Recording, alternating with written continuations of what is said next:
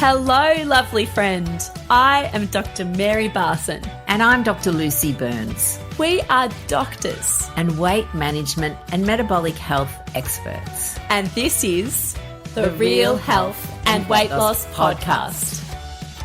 Good morning, gorgeous listeners. I am with a wonderful guest today. Dr. Mary's having a week off, and instead I have with me a gorgeous member of Momentum who has done our 12-week mind-body rebalance. And one of the reasons I wanted to introduce you to her is because she is indeed a real woman. Penny Stringer, welcome to the podcast. Thank you very much for having me. I'm excited to be here. Excellent. Well, I'm excited to talk to you. And I think our listeners will be excited because I'm pretty sure they will relate to your story. So, gorgeous one, can you just perhaps begin by just introducing yourself, letting people know where you're from, who you are? Yeah, absolutely. So my name is Penny. I'm 40 years old. I'm a married mum of two. I'm from Hobart in Tasmania and very much just your regular everyday working mum. So trying to do the juggle of working and raising kids and being a wife and partner and all of the things that come with life in general. So very relatable, I reckon. Oh, absolutely. And I remember when I asked you to come on the podcast, you said, I don't know if I've got anything to share. And I'm going, but that's the whole point. It's about just being a normal real life human and, the usual struggles that people have with just juggling everything and prioritizing, in particular for women, their own needs. Absolutely. And definitely got a few little tidbits that I'm looking forward to sharing around how making nourishing my body with low carb real food easy. I'm all about making it easy, not hard for myself. Oh, excellent. Wow, listeners, you've heard it here first. Wait till the end for Penny's fabulous tips. Gorgeous one. So tell me, I guess just tell us your health journey. Like where were you and what was the tipping point for you? I have always been a bigger build right through my life and really struggled with weight management and confidence, really enjoying the sweeter foods in life, sugar addict, as a lot of people can relate, I'm sure.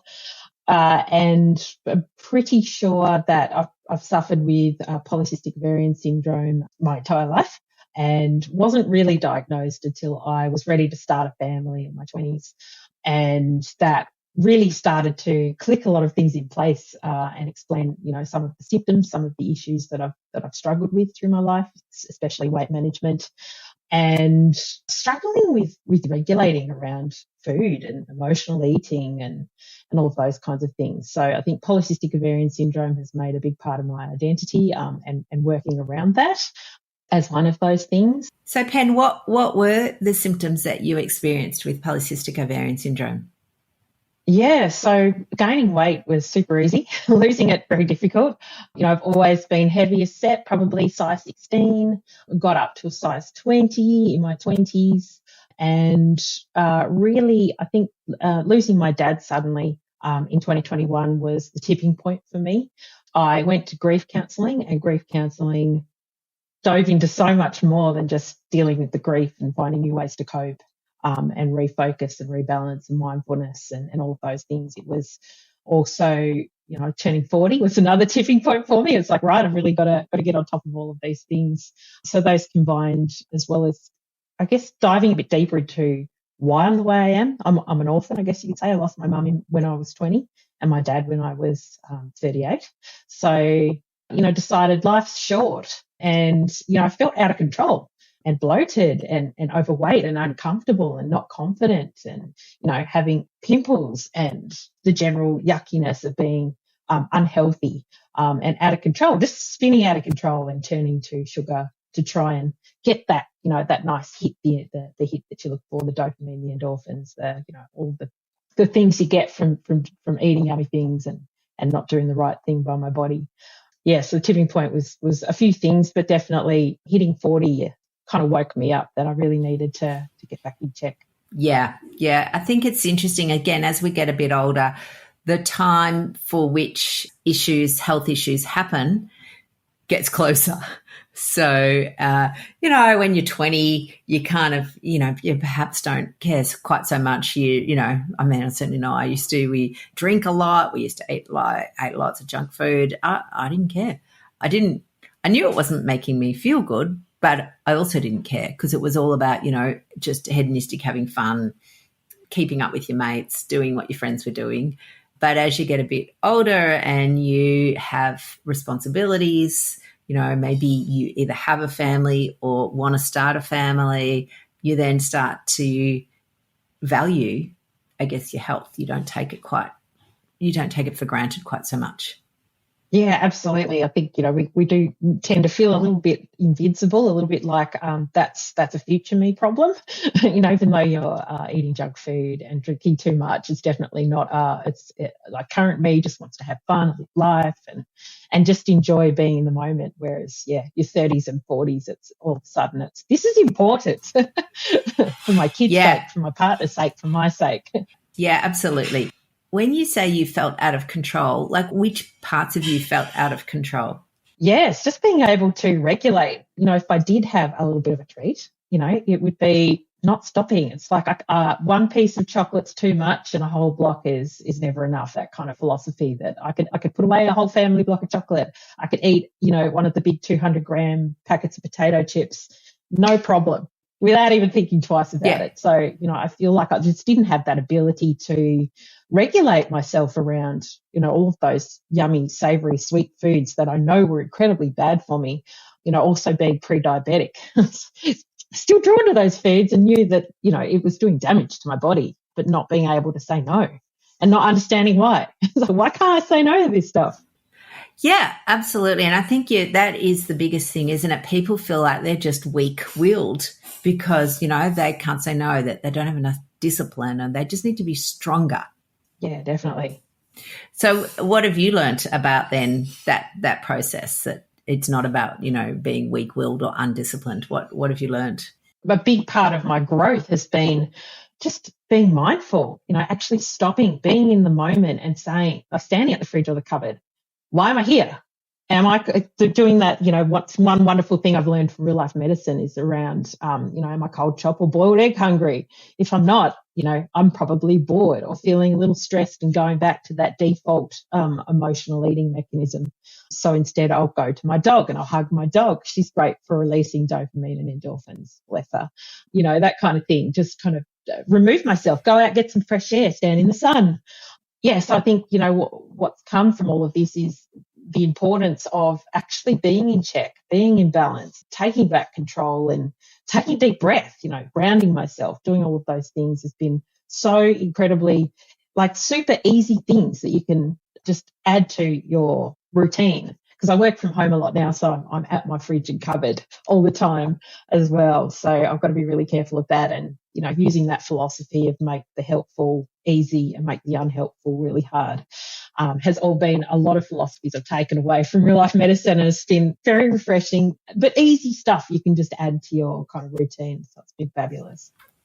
Oh, wonderful. Well, and you're right. I mean, I think for a lot of people, even understanding their hunger, what is true physiological hunger and what is, what we might call psychological hunger or more, boredom hunger or lonely hunger or angry hunger, all of those sorts of different hungers. A lot of people, including, myself before I did this own work and you by the sounds of things, you just don't know how to differentiate between the two.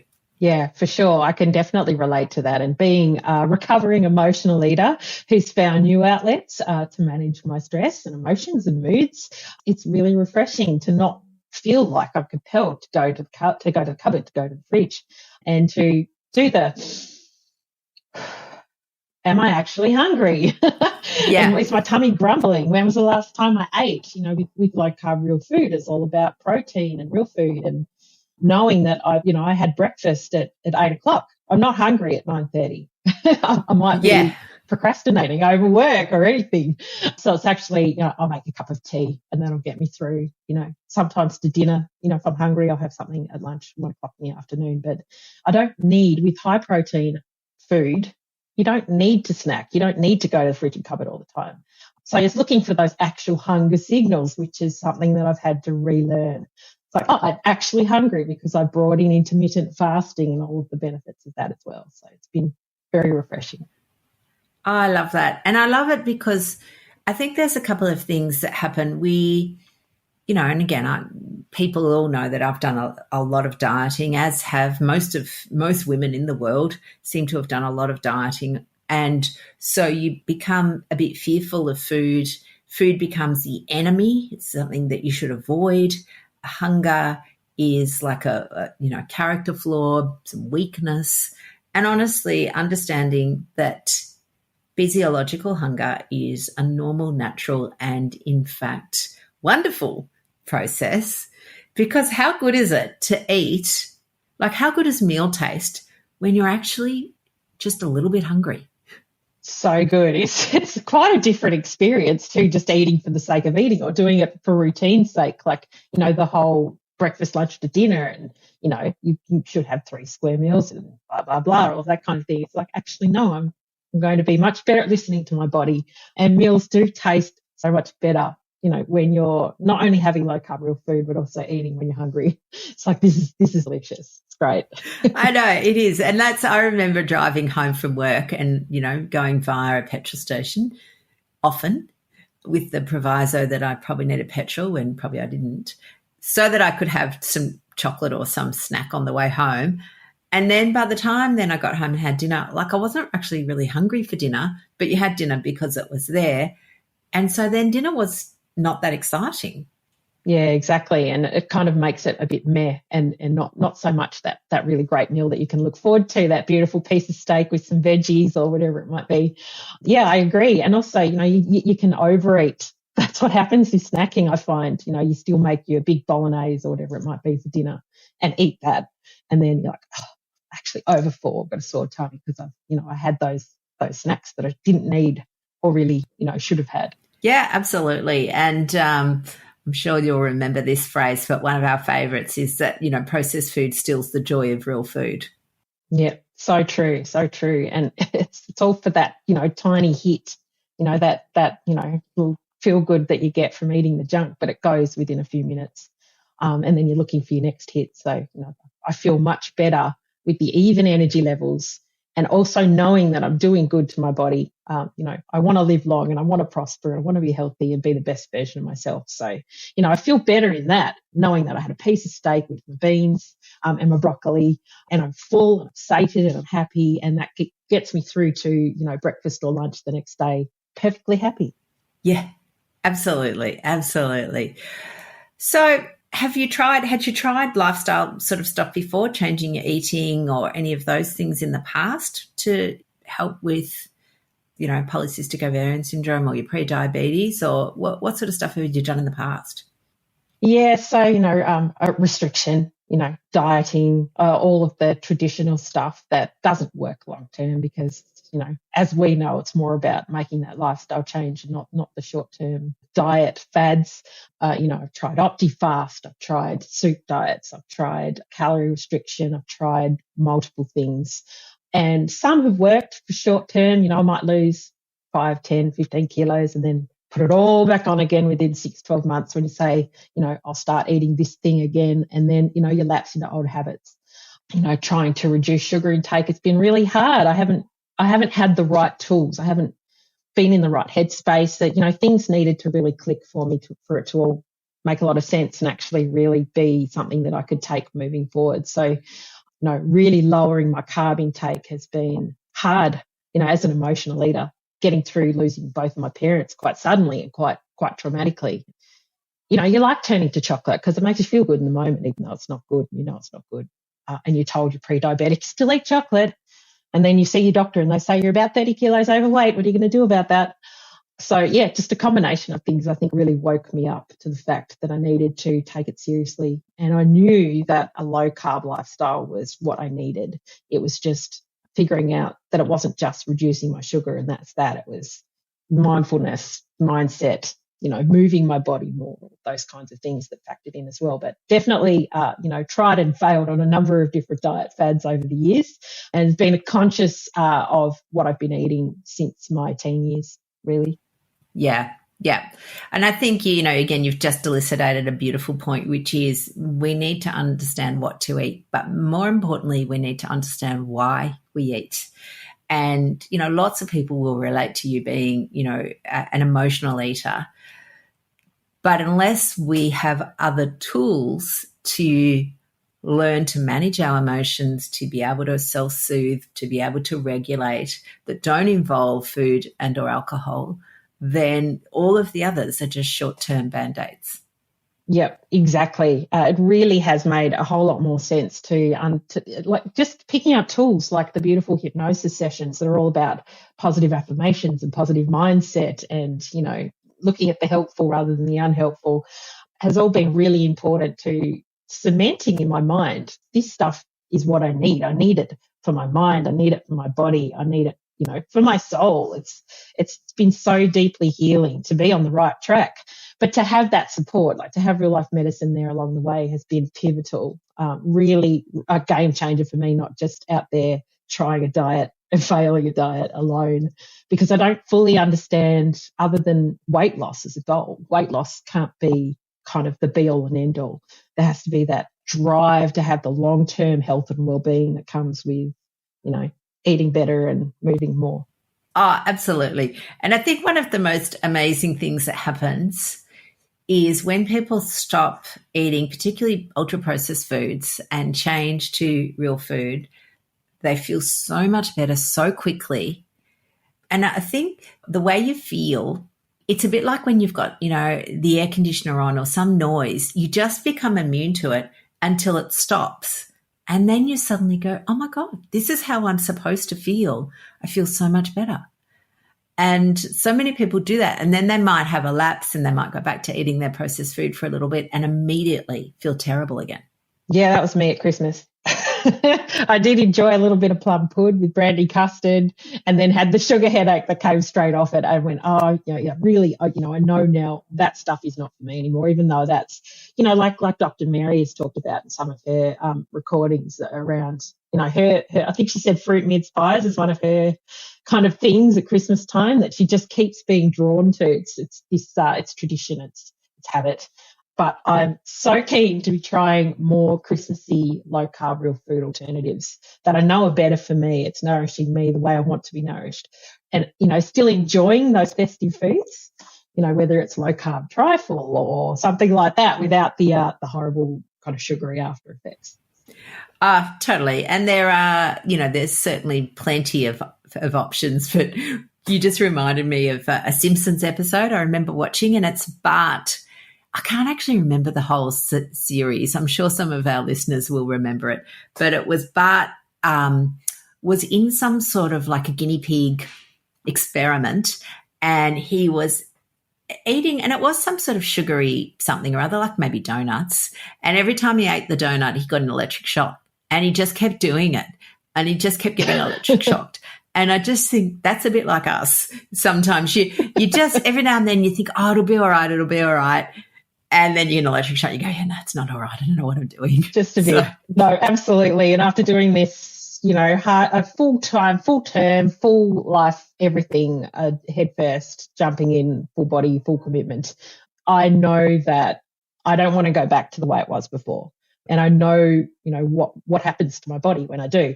It's amazing how quickly my fat-burning woodshed padlocks down after I've had a little bit of sugar, even if it's dark chocolate peanut butter fudge I've made for myself, which is still in the fridge calling to me. So I'm going to throw it away after this, actually. It's just to say, I don't want to feel like that.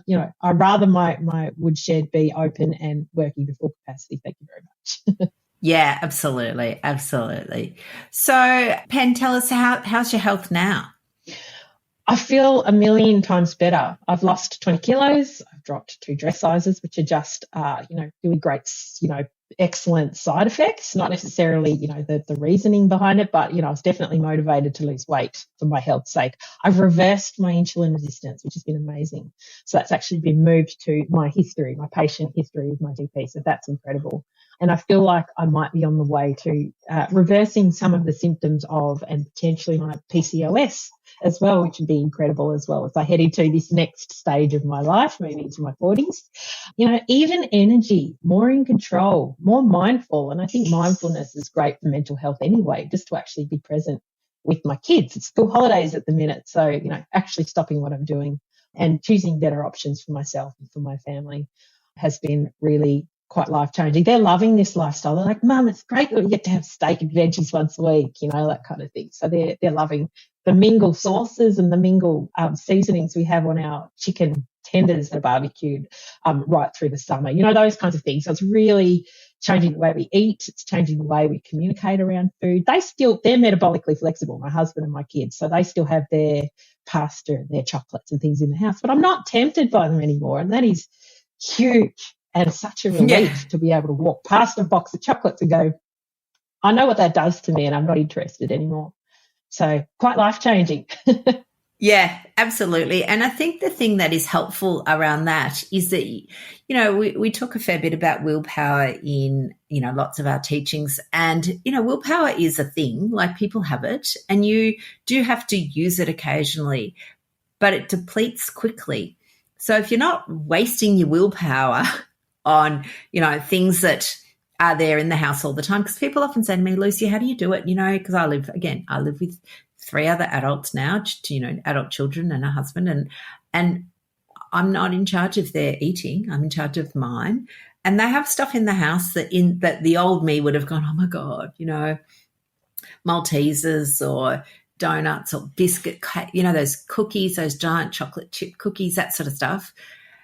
And I used to have to use a lot of willpower to not eat them. And now I don't. They're like the equivalent, somebody said it in one of our groups, it's like they're just the equivalent of like a packet of clothes pegs. Or I was about to say something inanimate that's not appealing at all. Yeah, they're just clothes pegs. Yeah. Somebody else said they're like little packets of dishwashing detergent. They're just there.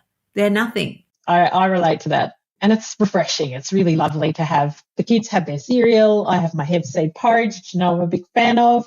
That's been a game changer for me to get off cereal.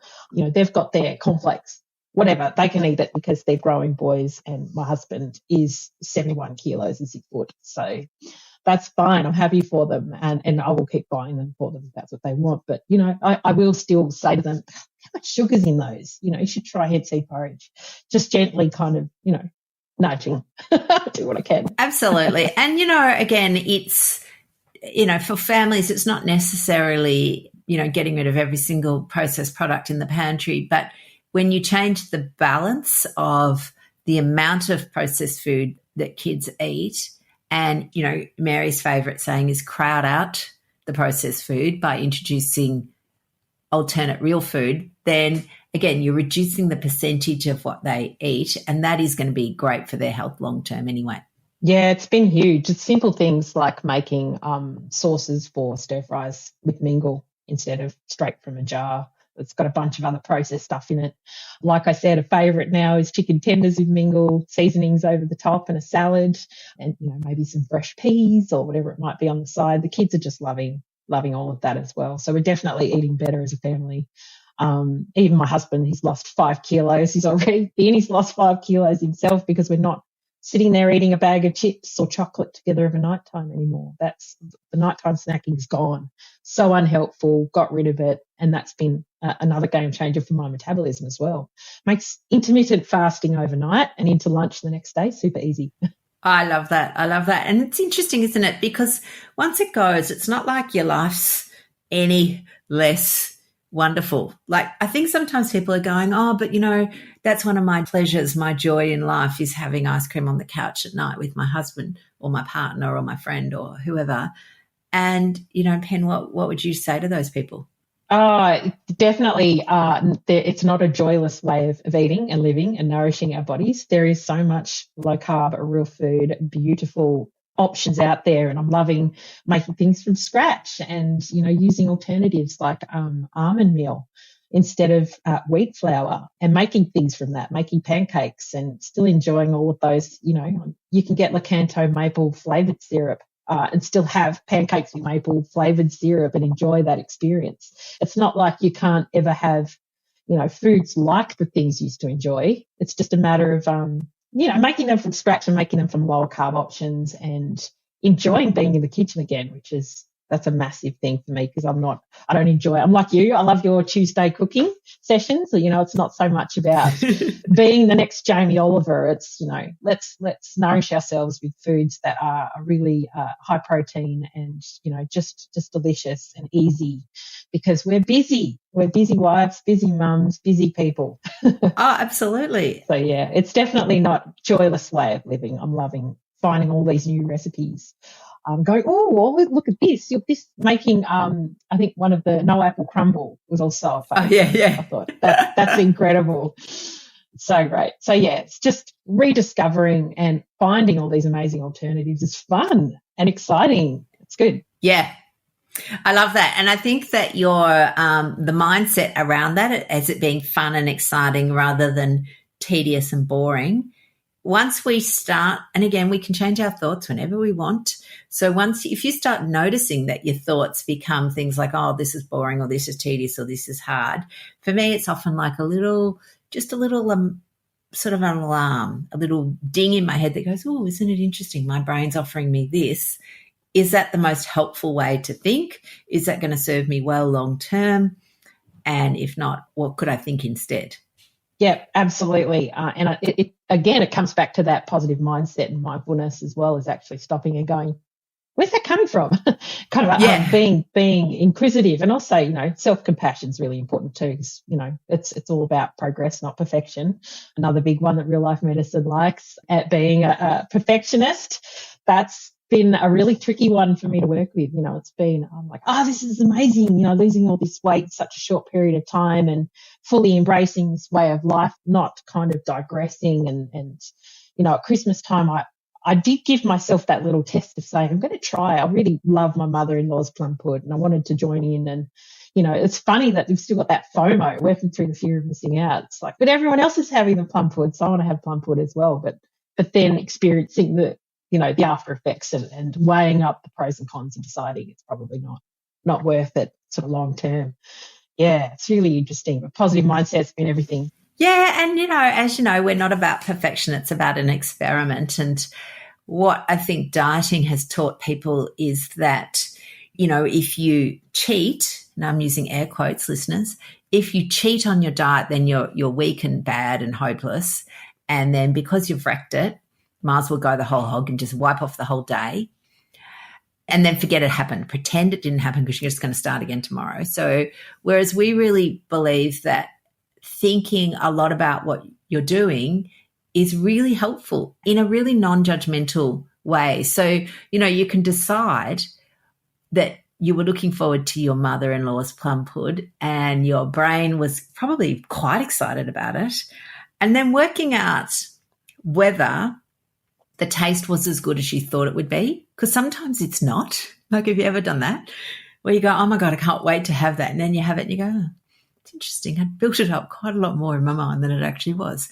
Or it may have been that it was great just as you remembered and you enjoyed the savouring of it, but, that your brain knows that actually this is what we have at Christmas. I don't need to be having plum pudding in, April, May and June.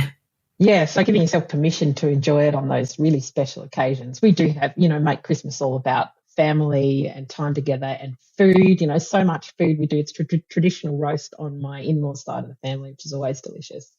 But knowing that it's that time of year, I've also been eating way more cherries than I normally would. And I know that, just a small handful of cherries would be okay.